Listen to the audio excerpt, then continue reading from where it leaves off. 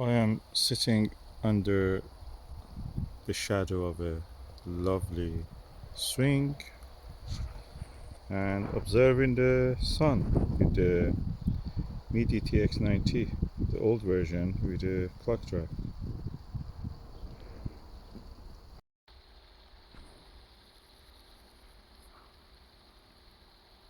Huge number of the sunspots visible. I'm using the Televue Panoptic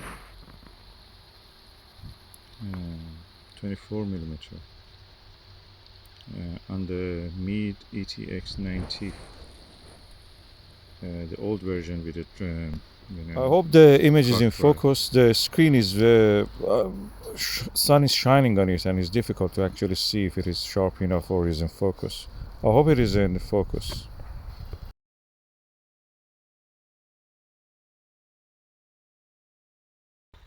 And this is the